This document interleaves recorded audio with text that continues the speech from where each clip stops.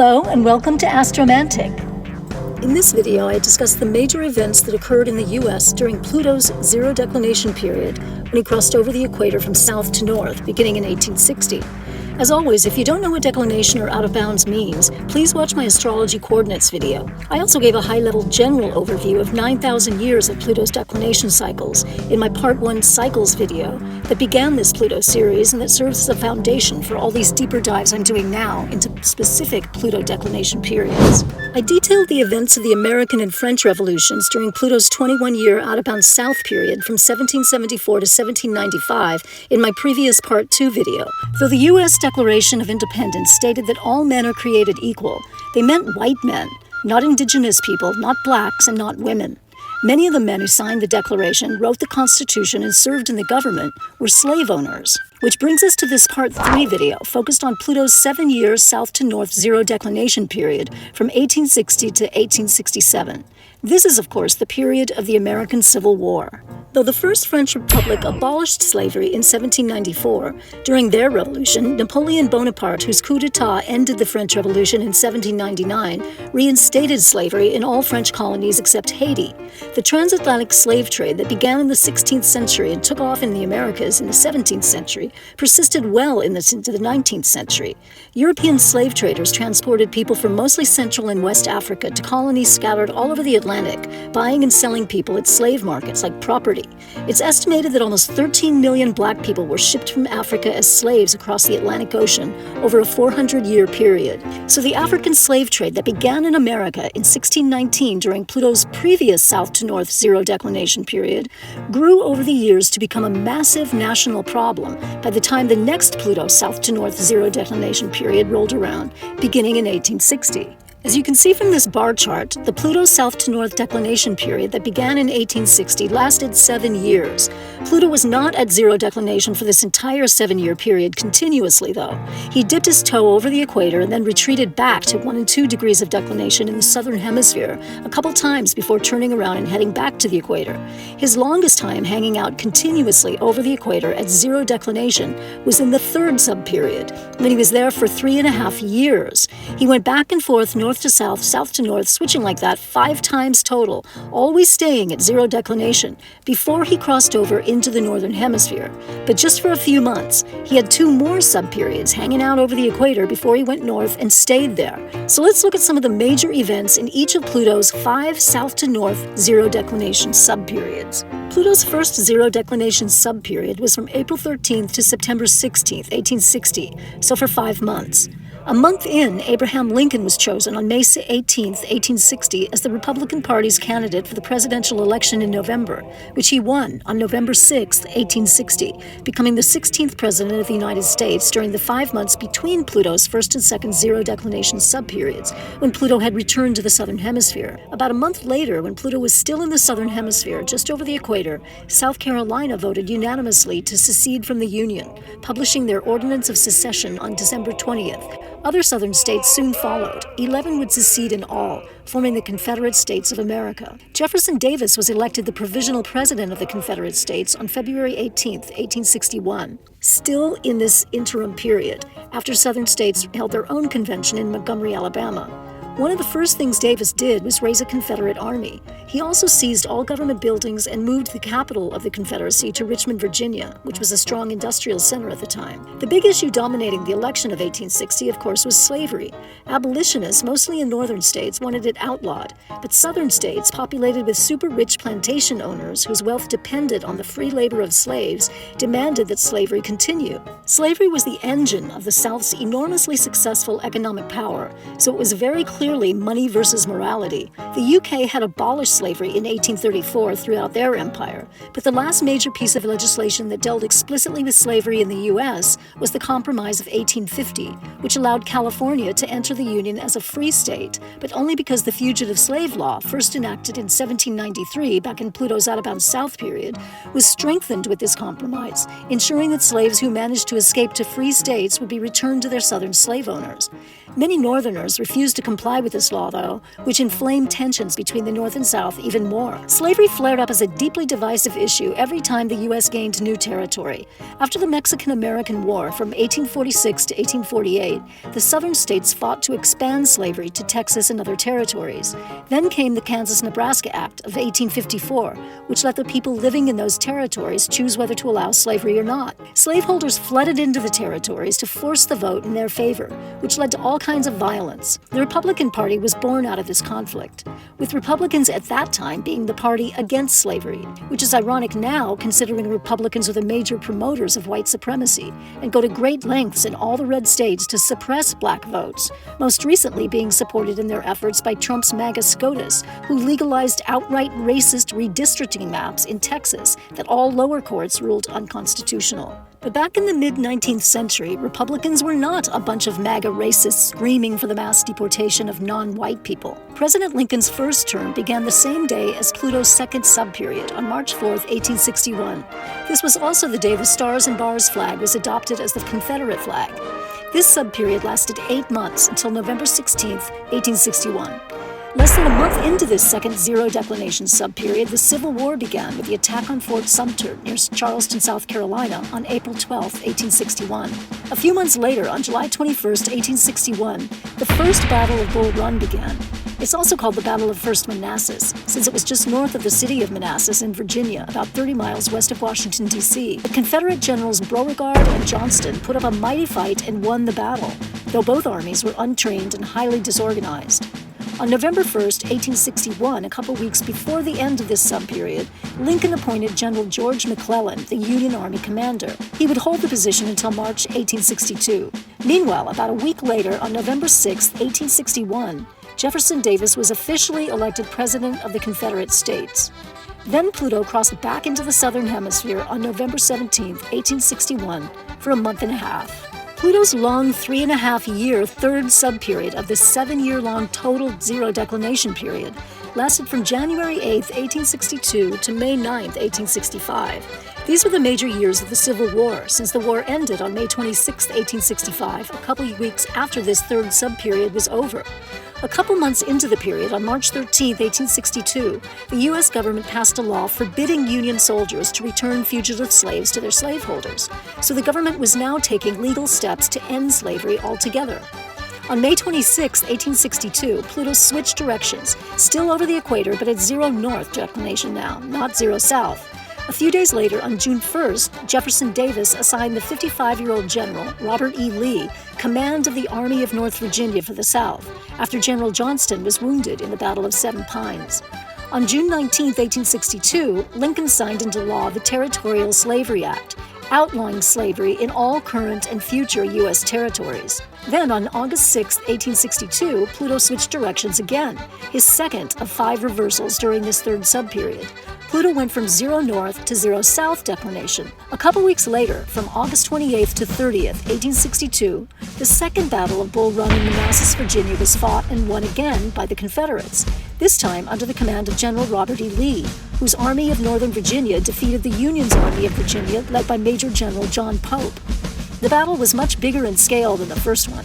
General Lee, now brimming with confidence and flushed with victory, was inspired to attack the Union in his Maryland campaign.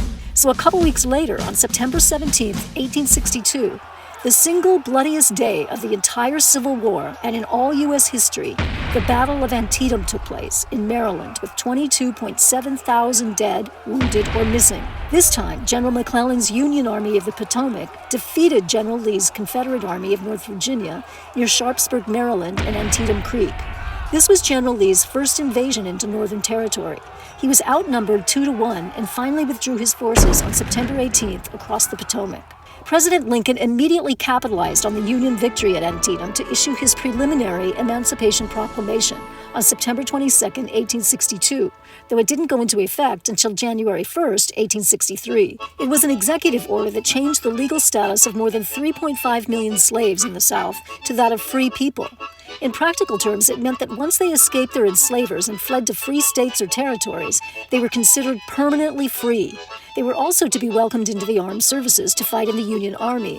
On the last day of the year, December 31, 1862, Lincoln admitted West Virginia into the Union, On April 4, 1863, Pluto switched direction again, the third of 5 reversals, still over the equator at 0 declination, but from 0 south to 0 north. The next month, beginning May 18, 1863 to July 4, 1863, the Union General Ulysses S. Grant and his Army of the Tennessee were successful in their siege of Vicksburg in Mississippi, which ended when the Confederates surrendered.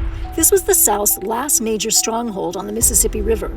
The press said his initials U.S. Grant stood for unconditional surrender, since that's what he demanded of Confederates in every battle. On May 28, 1863, shortly after the siege of Vicksburg began, the 54th Massachusetts, the first black infantry regiment organized after the Emancipation Proclamation, left Boston to fight under Northern white commanders. Another voluntary black regiment had been formed in Kansas in 1862 and fought for 3 years, but it was organized against the wishes of the Secretary of War, Edwin Stanton. The unit from Massachusetts was sanctioned by the government and recruited with help from Frederick Douglass, whose 2 sons enlisted. This was the regiment depicted in the 1989 Oscar-winning movie Glory, starring Denzel Washington, Morgan Freeman, and Matthew Broderick. The day before the Vicksburg siege ended, the largest and one of the bloodiest battles of the entire war was won by the Union at Gettysburg, Pennsylvania, on July 3, 1863. It was a 3-day battle led by Union Major General George Meade's Army of the Potomac against Confederate General Lee's Army of Northern Virginia, with more than 50,000 combined casualties. It ended for good General Lee's invasion of the North. Pluto switched directions a 4th time on October 4, 1863, from 0 north to 0 south. The next month, President Lincoln delivered the Gettysburg Address on November 19, 1863, at a dedication ceremony for Soldiers National Cemetery, now called the Gettysburg National Cemetery. The speech, given to around 15,000 people who had gathered there, came at the end of a long day of speeches from many other dignitaries. Lincoln's speech lasted less than 2 minutes. It was only 271 words, but it became one of the most famous and moving speeches in all of U.S. history. It's the one that begins, "407 years ago, our fathers brought forth on this continent a new nation, conceived in liberty and dedicated to the proposition that all men are created equal." After praising the supreme sacrifice of the soldiers, he said, "That we here highly resolve that these dead shall not have died in vain, that this nation, under God, shall have a new birth of freedom, and that government of the people, by the people, and for the people, shall not perish from the earth."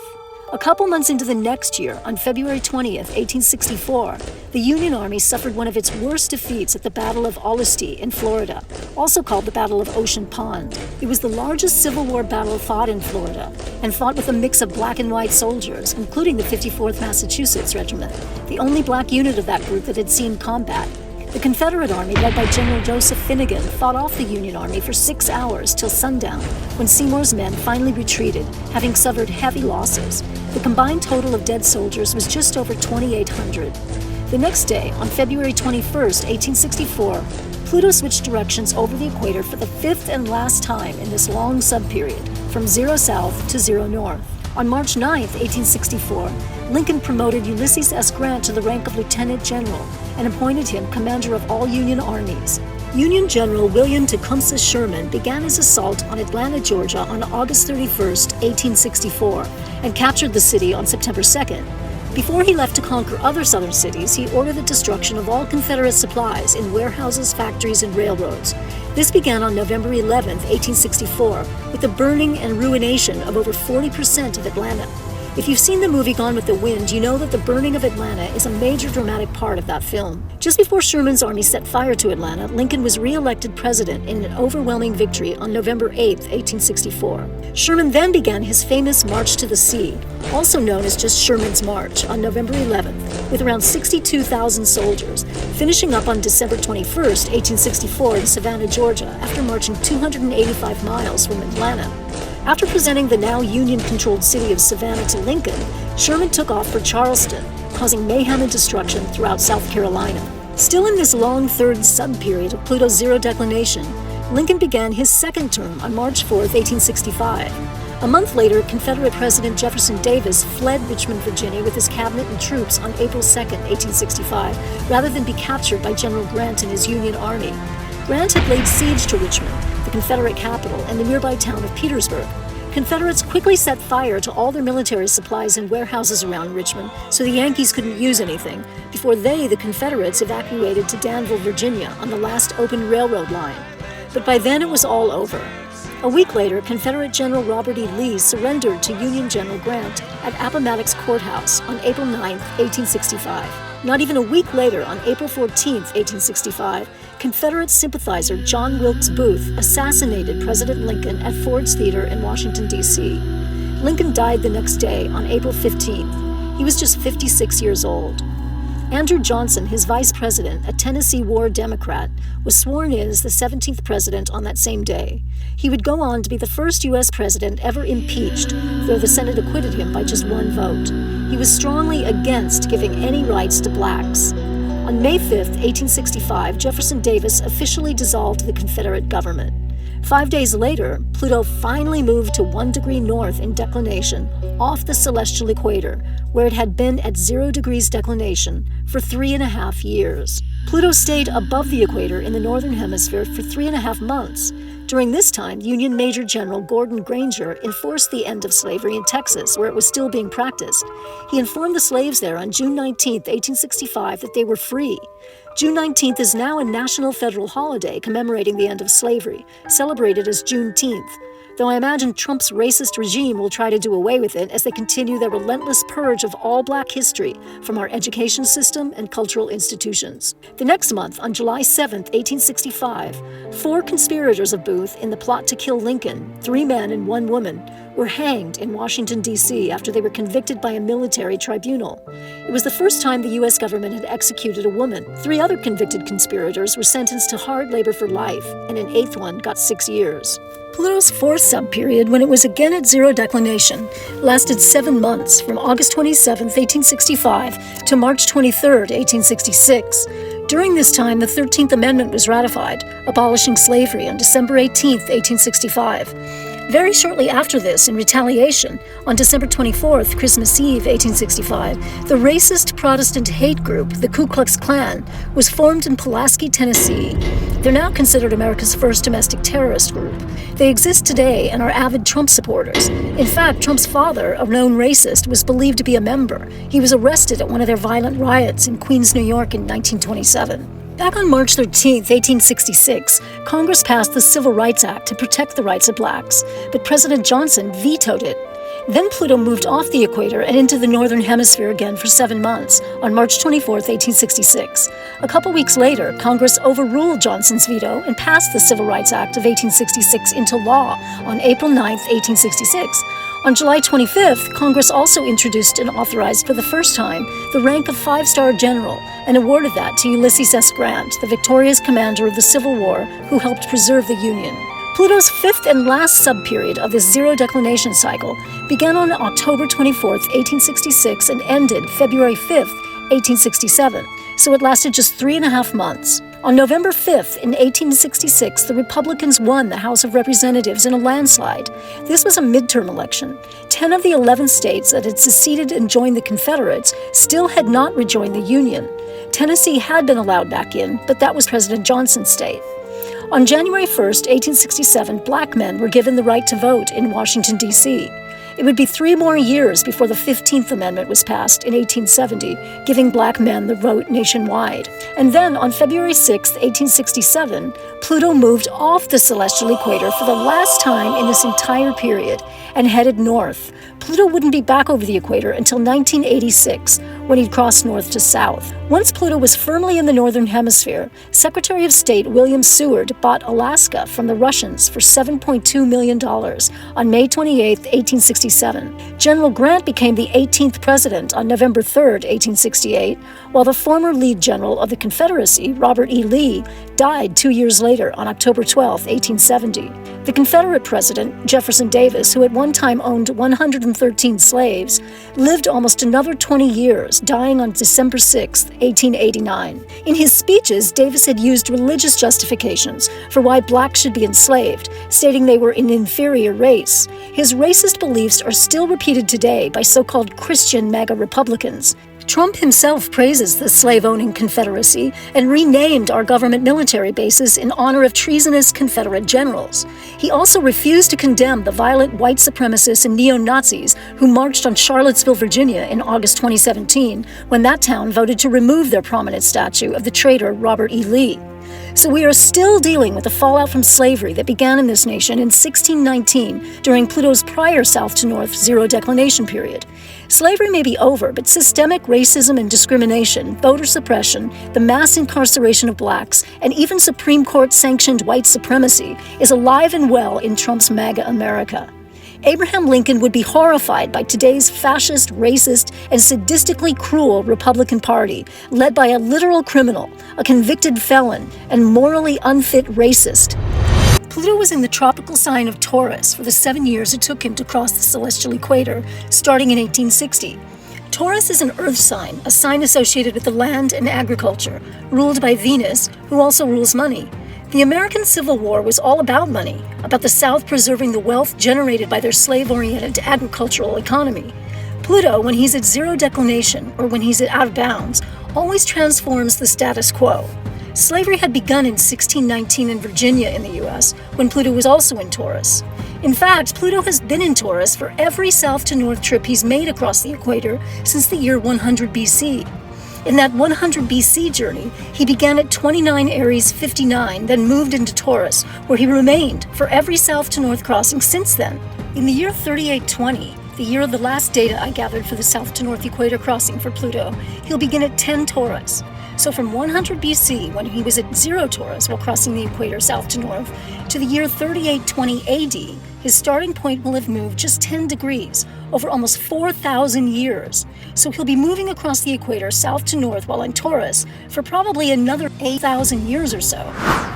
Please look for my Part 4 video in this Pluto declination series on Pluto's out-of-bound north period that began in 1938 when themes of power, control, domination, and cruelty once again burst into violent expression, this time all over Europe and throughout the Pacific, in the bloody battles of World War II. Thanks for watching Astromantic.